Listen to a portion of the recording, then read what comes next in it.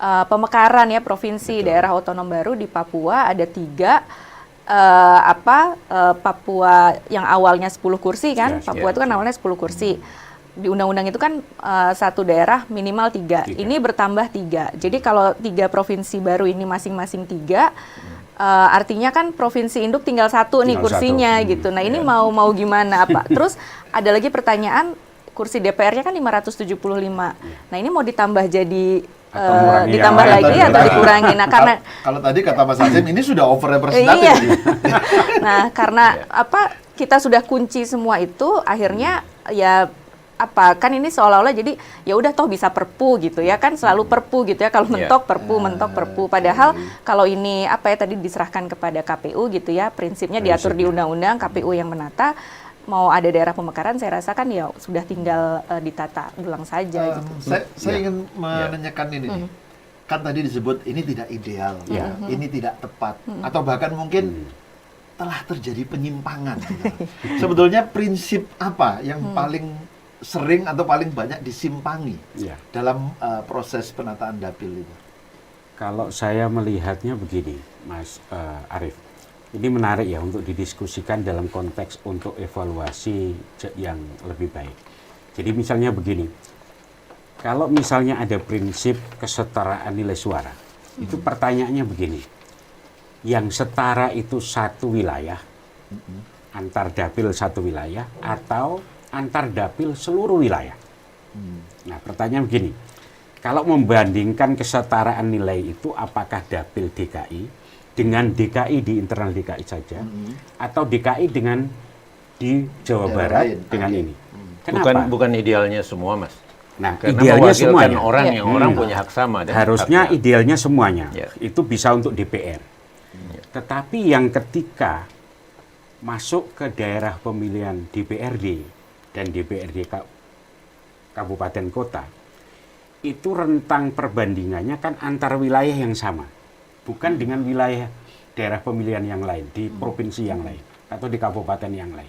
Nah, akibatnya muncul karena yang digunakan pembaginya itu adalah kursi atau jumlah penduduk dibagi kursi,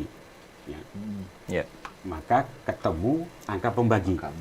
Bahwa kesetaraan nilai itu sama dengan bilangan pembagi pemilih dulu, dengan BPP. Problemnya, maka bisa berbeda-beda ini. Antar satu dapil, misalnya dapil Kabupaten A di Provinsi Jawa Barat dibandingkan dengan dapil yang sama karena pembaginya berbeda, maka nilai kursinya bisa berbeda.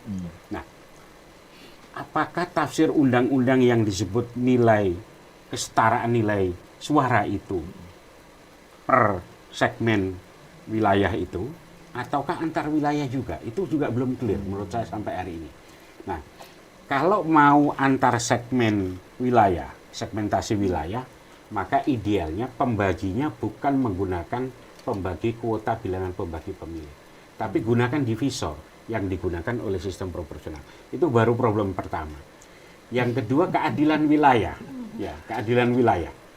Keadilan wilayah itu begini. Oke, kalau kemudian basisnya itu Jawa dan luar Jawa. Apakah memang ini yang paling tepat untuk menghitung basis perbandingan di dalam menentukan sebaran kuota kursi?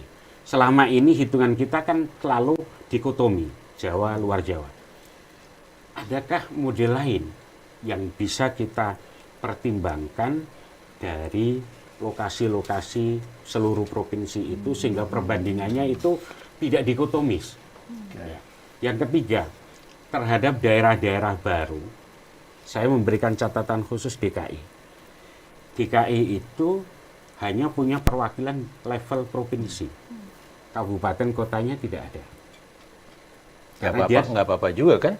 Karena dia dulu kan diatur dalam undang-undang dulu undang-undangnya dia ibu kota.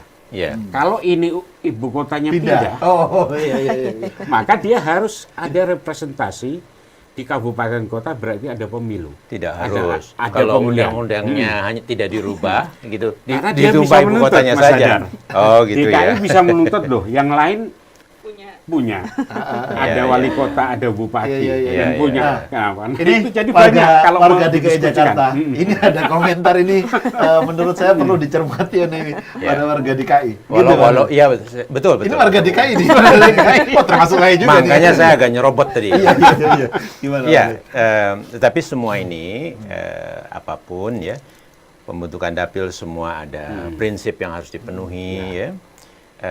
Termasuk juga ini, jadi haruslah adalah landasan hukumnya. Sementara landasan hukumnya ini belum berubah gitu ya.